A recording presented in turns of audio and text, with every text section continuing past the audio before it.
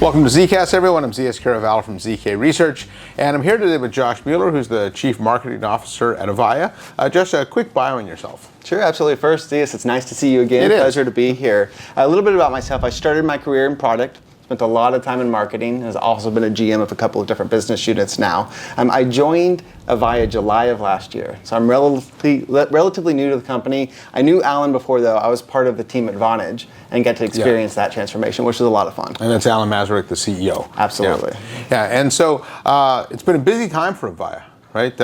You've had a lot of news come out recently. I noticed a couple of pretty major announcements for the company. Can you talk about those, unpack those for me, what they were and why they're important? We've had a few big announcements recently, really exciting for Avaya. The first one is we announced a strategic partnership with Zoom.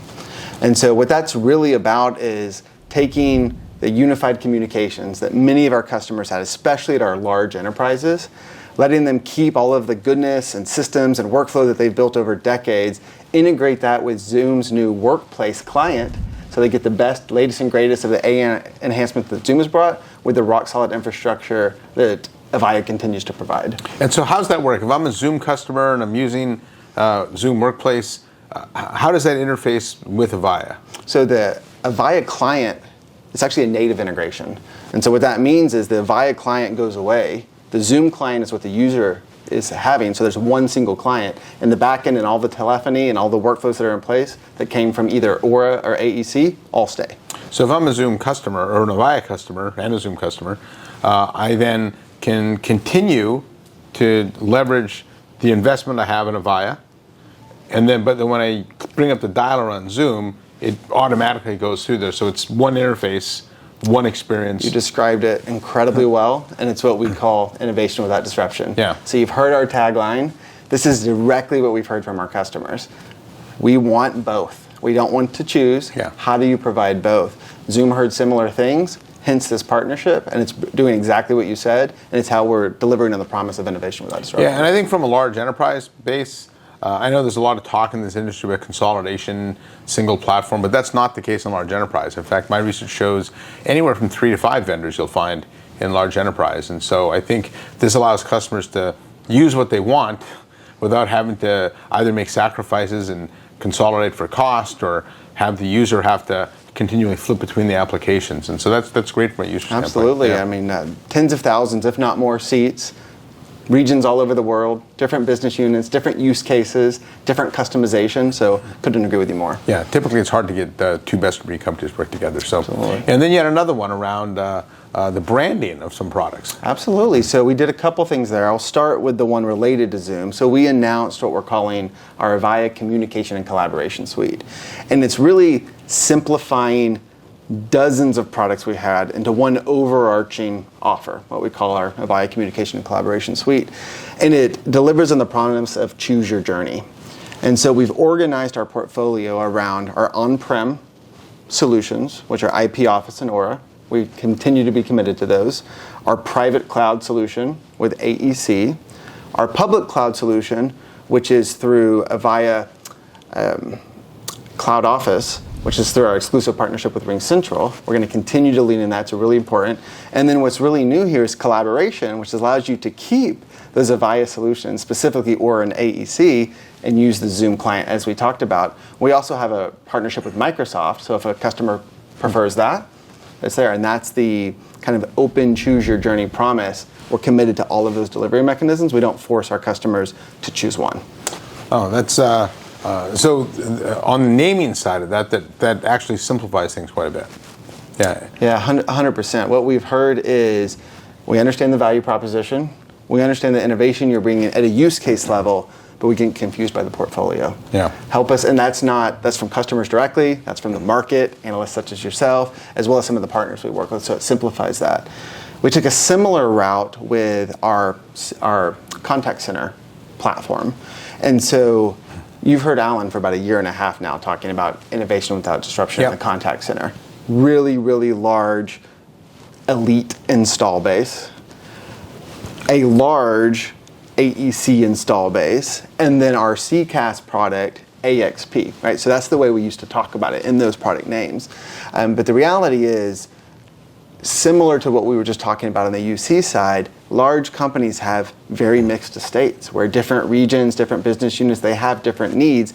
Some deployments need to be on-prem, some may need to be private cloud, some need to benefit from pure just ZKast. And so what we've done both from a branding perspective as well as what we're doing from an architecture perspective is putting all of that under our Avaya Experience platform. So it's one unified platform, whether you're 100% prem, 100% private cloud, 100% public cloud, or any combination.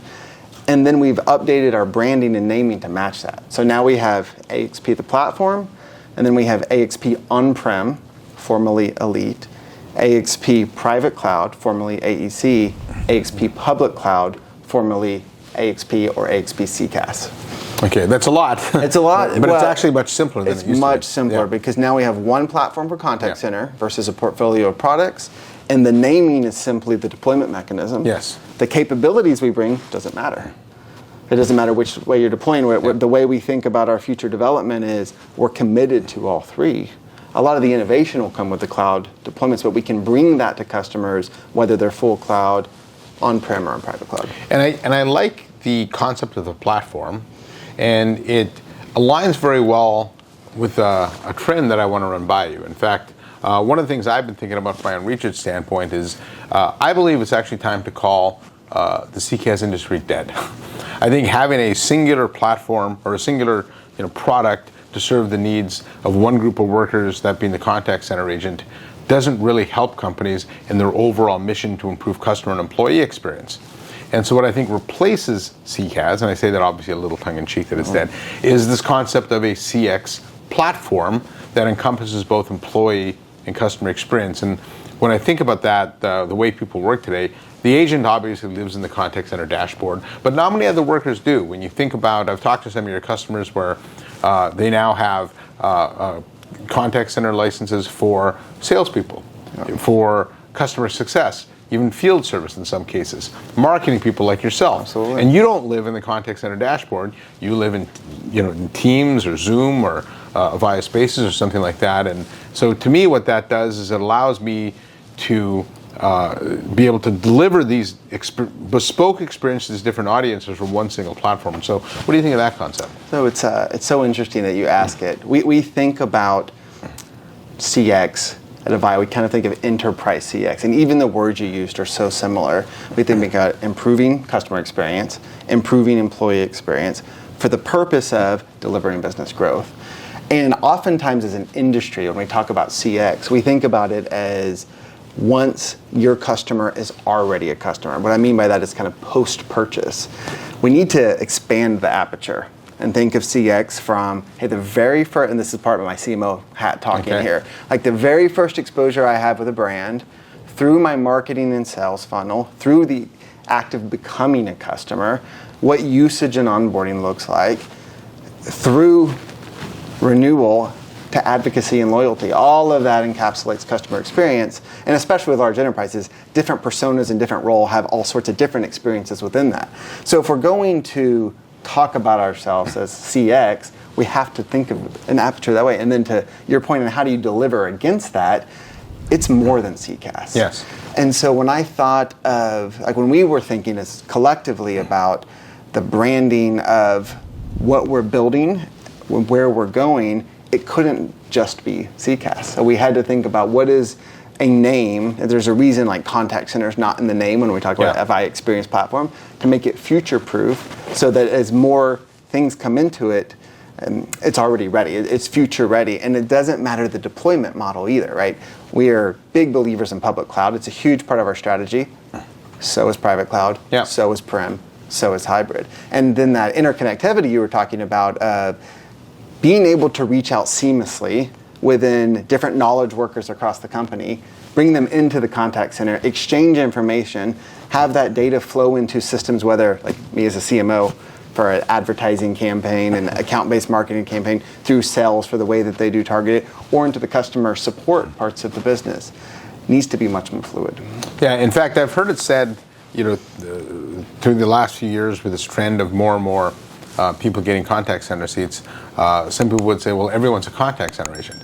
But that's not true, right? Everyone needs contact center functionality, but they're not contact center agents. And so if I force feed them a contact center dashboard, I'm actually creating a workflow for them that's not optimal. Yeah. Right? And I think that's one of the dangers of the way we've been headed in the past, and why this entire industry, I think, needs rethinking. Yeah. Couldn't agree with you more. Yeah.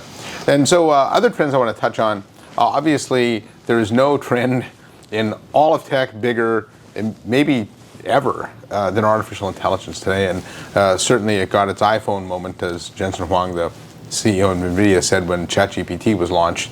What are your customers telling you with AI, though? Because for all talk and all the hype in the industry, companies, to me anyways, seem like they're really struggling with it. It is such a fun time in technology. Like when you think about the big inflection points that we've had over the previous decades. And the last several years have been a lot about like what it's the potential of AI. I mean, how many articles have you read on, how many workers are going to be displaced by AI, and especially that happens in the contact center. But I think a lot of the conversation now is shifting to what are the practical applications of AI? Like how can I actually use this in my business to help my agent's life be better, to help my customer's experience to be better, all the things that we talk about. And so a lot of the questions we're getting from our customers is, hey, help us understand with our current deployments, our current 95% of what we do, we want to build on top of, how can we leverage AI to do that? Little things like call summarization, being able to, the way routing happens, right? You think of routing as something that was perfected a long time ago. Back to like when you have really large enterprises, using AI to improve routing to get the right customer to the right agent. And that's a great use case for it. It's incredibly important and something that we're investing heavily in to ensure that, back to like very pragmatic things that'll help deliver business growth. That's an example.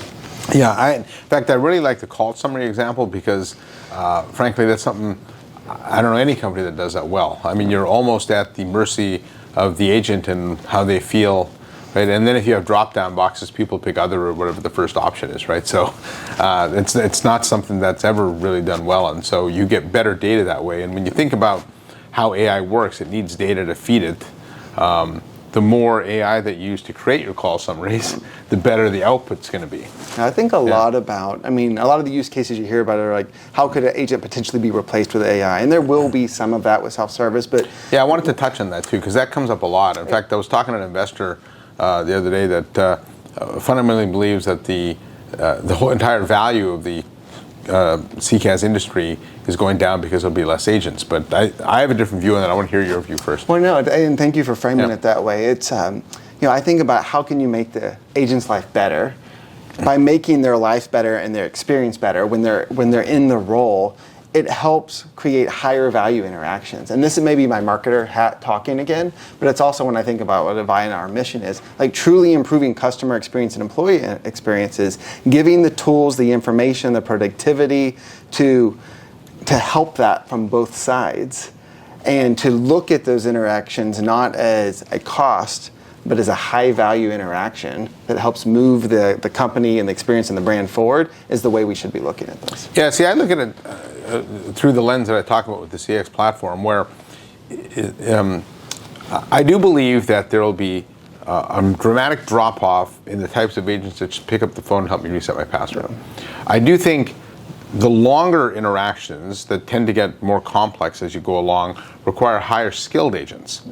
And I think also the type of work that contact center agents do gets more dispersed. And so I was talking with one company just recently that's trying to figure out how to make their agents revenue producing, right? And then, so that creates a blending of sales and contact center. There's obviously this overlap between sales and marketing, right? And so I think at the end of the day, we have this net increase in the number of seats because we're giving those capabilities to so many more people. And so if you want to look at the way the contact center job is done today, sure, there's going to be a decrease in that. But I do think that at the end of the day, we'll have a net increase. And I think that's good for the whole industry. I just, when you look at all these trends, I remember when the airline industry went to e-ticketing, people thought that would kill the agents. Great point. And now there's more agents than ever. That's a great point. Right? So, and it's different interactions. Yeah. It's usually not to buy the initial ticket, yes, but there's all kinds of other interactions. Yeah, well, it's because they mess up your tickets. Well, and then your point on just looking at CKast more broadly to Yeah. CX ties directly to what you're saying Yeah. here and what will happen because more knowledge workers across the company will need access to the same tools and capabilities, which maybe it's not CKast the way we define it today, but it's CX more broadly. Yeah. All right, Josh. Well, looking through your lens at the company and the trends, what's next for Avaya? It's an exciting time to be at Avaya. We've been through a tremendous transformation. We are really focused on helping our customers take what they've built for decades, get the benefits of all the latest trends that we've been talking about today via innovation over the top, what we've coined as innovation without disruption. We're doing that through two primary offerings. One for unified communications collaboration, which we talked about, the other with our Avaya Experience platform.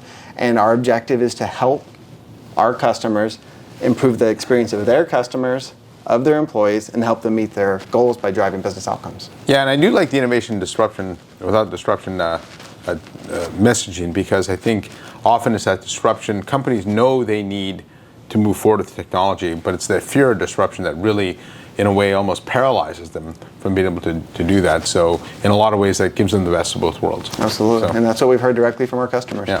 Thank you, Josh. Well, thanks for joining me. On behalf of Josh Mueller, CMO at Avaya, I'm ZKast from ZK Research, and thanks for watching. Make sure you hit the subscribe button, and I'll see you next time on another episode of ZKast.